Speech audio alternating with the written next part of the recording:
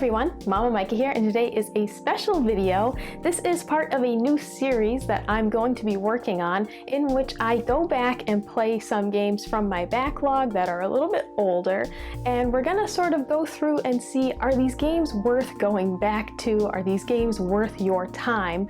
And the idea behind this is that every time we play a game, it's like opening a chest. What will we find inside? Are we gonna find a lousy mimic, or will we find the very sought after Mithril? And that is the name of the series. It's Mimic or Mithril. And the very first entry is a special game that I've been waiting a while to play. This is the Witcher 2 Assassins of Kings Enhanced Edition.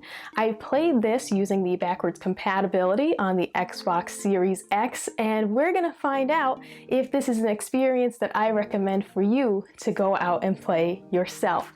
So let's dive right in and find out if this game is a Mimic or Mithril. The first thing I want to say about this game is don't let the tutorial scare you. Trust me on that. The story following the dreaded tutorial is immediately interesting, and I was invested in it. The combat is really hard. I was shocked at how difficult the combat was. I kept saying this was my Dark Souls. I've never played one of those games, but this was probably the hardest combat that I ever had to get into. It feels much slower than the Witcher 3 combat, and I think I'm just not patient enough during the encounters, especially with human enemies. The monsters are a bit more forgiving to fight. The human enemies are pretty smart, and they'll cluster around you, and it's extremely difficult to fight them when you've got multiple enemies surrounding you in that way. I feel like playing Witcher 2, I had to be much more deliberate with my dodging and parrying when I'm fighting the human enemies. And that's not a bad thing at all, but it's noticeably more difficult for me to play this style versus Witcher 3, which I think overall was a bit more forgiving from the human enemies, especially if you're fighting, enemies one-on-one versus a small group. When you're fighting 3 enemies in The Witcher 2 and they've got you surrounded, it feels like you're just trapped in mud. It feels like you can't get any of your sword swings to actually land, because as soon as you press the button to try and swing at someone, you're getting hit from a different direction. So I had to be much more patient with that. And it's also a reminder of how much the signs help during combat.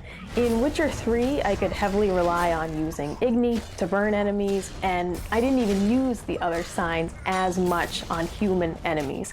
Aside from Quen, which is the shield sign, I wasn't really using the other signs as much when I was fighting humans. It just didn't seem necessary. But in Witcher 2, I played much more strategically, using Axii to control the enemies and Ard to repel them so that I had a chance to breathe. It feels almost essential in the large combat scenarios to use all the signs and effectively break up the enemy groups to take them down piece by piece. And so we move past talking about combat, I do want to talk about what makes the game feel a little outdated. Aside from the graphics, which are decent, honestly, playing this on the Series X, it looks fine. There are a few animations that look a bit silly, but overall I feel like the game looks really good on the Series X. There's nothing that you look at and say, I can't even figure out what's going on. It certainly hasn't aged that poorly. The lack of frequent checkpoints is what really shows the game's age. Witcher 2 is pretty generous with the frequency at which it allows you to manually save your game.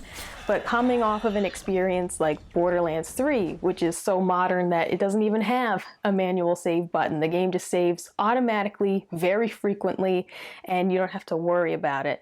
Playing Witcher 2 after that and forgetting to save as often as I should, having to replay, half-hour sections of traversing the map and fighting enemies because I just didn't save, and I thought that the checkpoint in the mission would be a save point. You'd expect that. If a mission has, 3 or 4 objectives, you'd think completing them, each one of those might be a checkpoint. But Witcher 2 will surprise you with that, and none of them will be checkpoints until you actually finish the mission completely. But it allows you to save in between those. So as long as you remember to do that, it's fine, but I definitely had moments of frustration while I was trying to get through the game and forgot to save, had to replay a big section of it. Another aspect of the game that feels outdated is the limited dialogue of the enemies. Each enemy and, you know, the NPCs that you walk around town and see, they'll have a line of dialogue that they just repeat endlessly. And it's funny to think that at the time that would have seemed cool in itself, that every enemy, you know, has something to say. That would have been impressive, but now it's just frustrating when you're in the middle of a boss battle and this one guy just keeps saying the same line over and over. I wouldn't want a donut about now. It really adds to the nostalgia though, because it makes me think with fondness of the 360 era, and it does make me appreciate so much more The Witcher 3 and just how much we put into that game in terms of, you know, speaking to these other characters and the sheer amount of dialogue in that story. But that's definitely a part of it that feels outdated. Returning to the combat, the fist fight system is definitely not the best feature of this game, and it's just sad compared to what we get later on in Witcher 3. You have to hit the correct button that's displayed on screen, and it works fine, but it's dull. It takes the excitement out of the fight. It really doesn't feel skilled by any means. There's also like an arm wrestling competition that you can get yourself into, which is pretty fun, but it always seems like the first two opponents are incredibly easy, and then the third opponent is the one that's actually a challenge. There isn't really a ramp up in difficulty. It's just two easy ones and then an insane bout that you have to get through. And that honestly is maybe more engaging than the fist fighting, so I'll take the arm wrestling over that instead. But back to the good stuff. What are other things that I really liked about this experience? There are some cool animated cutscenes peppered in. They have that same concept in Witcher 3. When you boot up the game, there's those scenes that Dandelion narrates over, and those scenes have a very unique style. It reminds me of a graphic novel.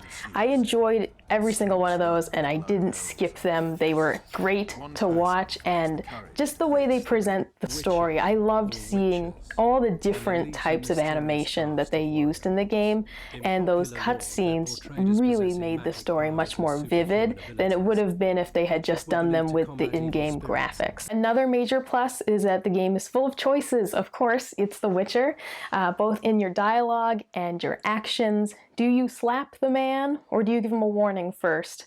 Do you go with a trusted friend, or do you take a chance on siding with a powerful stranger? The choices feel weighty. There is definitely a pang of anxiety as I wonder what the outcome will be if I choose the hostile approach or the civil approach. Should I use deception or be forthcoming with the truth? Every choice feels like it could have had a great impact on Geralt's journey, and that's exactly what I loved about Witcher 3. These games that just have so much of the, you know, player deciding what happens next. If I had played this when it was, you know, first released, I certainly would have been impressed by all the options. I wasn't used to games having these branching storylines and player decided narratives.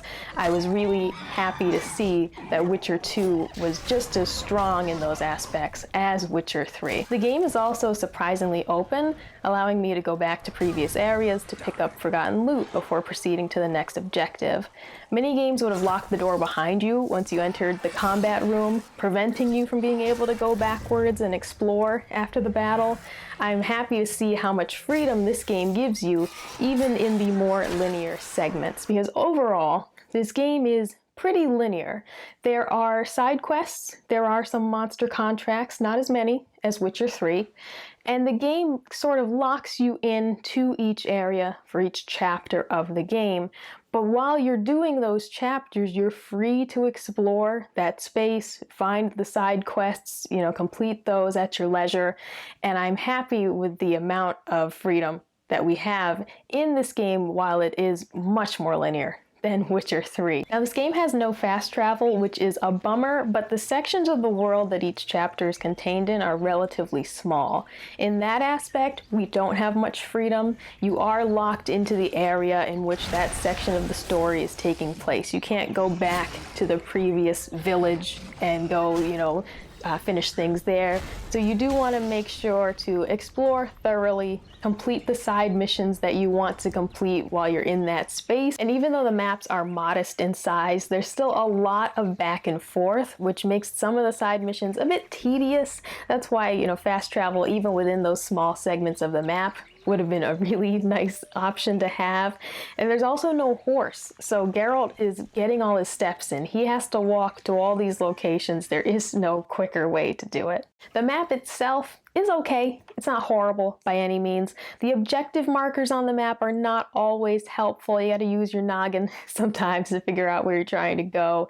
Witcher 3 had perfected that system, and this highlights how far they've come with those niceties in the game. An example is a mission might be asking you to go find someone, and the marker is on the person. So let's say the person is at a pub, which is underground. If you try to go to where the marker is, you're going to end up at the side of a mountain and have no idea where do I go in? Where's the door?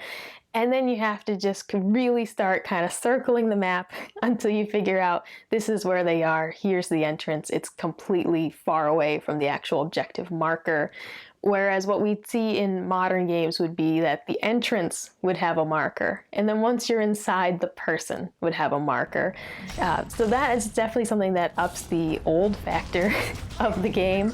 But it certainly doesn't make it unplayable. It just means a little more care, a little more time taken to find out where you're going. Definitely need to pay attention to the dialogue when they're telling you what to do, because even the little prompts, you know, on the screen aren't always very helpful. It might just say, go find so-and-so, and you were told verbally where they were, but the text isn't going to tell you that. And again, without fast travel, it can feel like it takes forever to find your objective because you're just walking around. No fast travel, no horse. If you get lost or if you go to the complete wrong side of the map, it's up to you to get back to the other side. And those are definitely the parts of the game that felt sluggish, but it's still worth playing. I wouldn't want a donut about now. The last thing I want to touch on is the overall scope of the game. There are fewer side quests and monster contracts in The Witcher 2. This is a far less daunting game than its successor. I don't have my exact playtime, but it was a fraction of the time that I spent with Witcher 3. HowLongToBeat.com lists the playtime for Witcher 2 as between 24 and 54 hours, depending on if you just want to play the main storylines or do all the side quests, while the base game for Witcher 3, excluding the DLCs, is listed as between 51 and 173 hours. The Witcher 2 is a much more compact experience and one that I think is more approachable if you're not used to playing these extremely long RPGs. I wouldn't want a donut about now. So that was a quick overview of The Witcher 2 Assassins of Kings Enhanced Edition played on my Xbox Series X. I would definitely say that if you own this game and haven't played it yet, give it a try. If you can use, you know, backwards compatibility like I did on the Series X, it's totally worth playing. This game is certainly a little gem and not a mimic hiding in the chest. And with the recent announcement that The Witcher 1 will be getting a remake, I do hope eventually that Witcher 2 gets the same treatment so that even more people can play it. Let me know in the comments below if you've played this game or if you plan to now that you've seen this video. Like, comment, subscribe if you want to see more, and I'll see you next time. Bye! I wouldn't want a donut about now.